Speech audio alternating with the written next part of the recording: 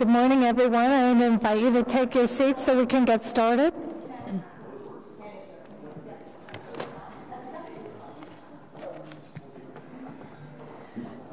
Okay, declarations of interest. Seeing none, confirmation of minutes 35 from June 21st, 2018. Carried. Okay. Item number 1, status update, Community and Protective Services Committee inquiries and motions for the period ending September 13th, 2018. Received. Item number 2, commemorative naming proposal, Barbara Selkirk Lobby. Carried. Item number 3, commemorative naming proposal, Eugene Martineau Park. Carried. Okay. Anyone want to lift any IPDs? Seeing none, we'll go to other business. Councillor Egli. Wow, it was so faster than I thought it would be. Not even logged in yet. Thank you, Chair. We discussed this before, and I've discussed this with Mr. DeMonte. I have a motion that I'd like to add to the agenda and waive the rules. And it's a staff-supported motion, so I guess we should deal with that first. Can you just explain why you're requesting waiver? So we're requesting waiver for 2 reasons. One is in discussions with Mr. DeMonte, and it's set out in the motion itself, which was circulated yesterday. Staff has already started looking at this particular issue, and work is ongoing. So it continues to give them authority to carry out the work. And again, being end of term, this may well be the last meeting that we have this committee. And the motion is to ask staff to consider, or I'll read it, be it resolved that staff be directed to include a potential licensing home business bylaw for committee and council consideration early in 2019 as part of the bylaw review work plan. And I can certainly explain the rationale behind that. Okay, carried on waiver? Carried. Okay, go ahead. So as I've discussed with a number of you already, by and large, home-based businesses in the city, owners, they operate in a reasonable way. They operate within the bylaw rules, but each and every one of us have at least a couple that look at bylaw infractions and fines as a cost of doing business. And so what happens, and what's happened in a number of cases in my ward over the last number of years, is the fine is paid and the person goes back to carrying on the business as they were before the fine was levied. And then the whole process has to start again with residents making complaints, bylaw going out, carrying out investigations, legal being involved to file charges, and so on and so on. The whole process can easily take a year or more before it's in front of a justice of peace. Again, a fine is levied, and we start the wheel going again. Toronto has a model where businesses, home-based businesses, are actually licensed, and that allows another tool in bylaw and legal's toolbox to deal with recurrent offenders, and they can work within that regime to use the license itself as leverage to promoting proper and good behavior in accordance with our bylaws. So again, I've discussed it with many of you prior to today, and I'd like your support on this. Thank you. Thank you, Councillor Egli. Councillor Brockington. Thank you, Madam Chair. I will be supporting the motion that's before us from Councillor Egli. I just wanted to ask staff if they could remind me, when the new council comes into office and this committee gets reconstituted, when does this committee deal with the work plan for 2019? When does that actually come to us? And just very briefly describe for us how this committee will piece together what the actual work plan will be.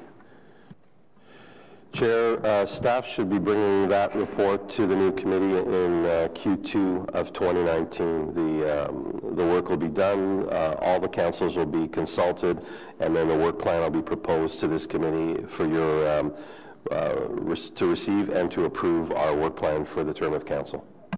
Thank you. And my final question is, I see some similarities with the subject matter of this motion and the Airbnb issue, which I believe this committee sent to staff to be reviewed. Can I just be reminded, was the direction given to staff that that be part of the overall work plan, or is there an actual report on that, on the Airbnb issue that's coming back to this committee separately?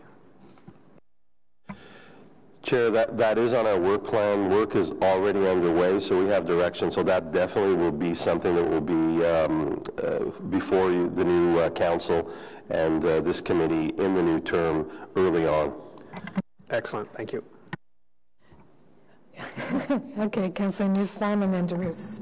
Thank you, Chair, and I have no issues with the motion, but I have a similar question to Councillor Brockington, just so that I'm crystal clear. So when the new council is in power, I guess you can say, and a councillor who is or isn't on CPS or isn't on council now wishes for staff to consider a particular bylaw issue because he or she wants that to be on the work plan. I just want to be sure that, and that is a view that is shared by enough councillors that Mr. DeMonte and his staff deem that to be of sufficient interest that they're proposing that be on the work plan. I just want to be sure that we're not creating a hierarchy of potential items on the work plan. I have no issue with this being thought about by staff, but ultimately what we need to make sure is that we're not prejudging the ability of the next council to determine in its own right what are the priority items, and that will take a survey of the new council in order for staff to be able to speak about what seems to be a priority among councillors. Chair, that's actually a good point. So staff will make no prejudgments. Every councillor of the new term will be consulted.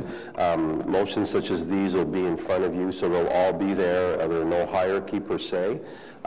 We may give you tools such as, on item 1, 7 councillors think it's important. On item 2, only 1 councillor thinks it's important to help you as part of your debate. But then the new council will decide which ones are, how they're prioritized and which ones will attack first. So the hierarchy will be defined by the new council.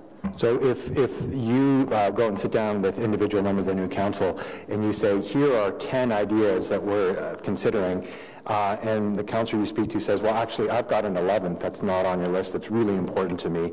It's the property bylaw standards or X, Y, something that isn't on your list, then that also gets considered in the same fashion? Absolutely. They will all appear. You will see everyone, regardless of the previous direction of this or any new that come up. They will all be in front of you, and you will decide as a council what our work plan will be for the term.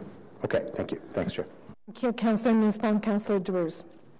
Thank you, Madam Chair, through you. I have no problem with the motion. I just want to make sure that in rural Ottawa, we do have a lots of situation like this, and I just want to make sure to take it under consideration in the report to see if there is any impact, or making sure we're not really impacting our rural residents, because we do have lots of home businesses in rural Ottawa.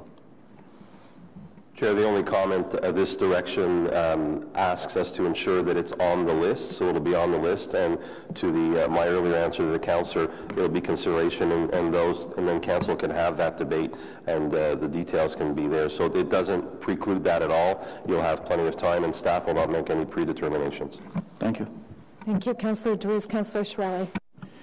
Thank you, Madam Chair. Just following up on Councillor Brockington and Councillor Drews and Councillor Nussbaum, that prioritization that will happen at the next council is true except for the items that are already financed and underway, right? Like the residential room rental and the Airbnb. They will happen no matter what. Okay. Yeah. Okay. Anyone else? So carried on the motion? Carried. Thank you. Inquiries? No submotion? Seeing none, I will confirm for you that I have agreed to cancel the November meeting, so this is the last meeting of the committee. So I would like to thank you all for your hard work this term, and for those of you who are seeking all of you are seeking re-election, I wish you well on the campaign trail and hope to see you all back here next term. Tell us now we can't speak. Councillor Brockington. Just as Vice Chair of this committee, Madam Chair, I want to thank you for your leadership as Chair of the Community and Protective Services Committee. This committee has had a very full agenda. Very full agenda the last 4 years, and you have provided some very strong leadership on these files, so thank you. Adjourned? Thank you.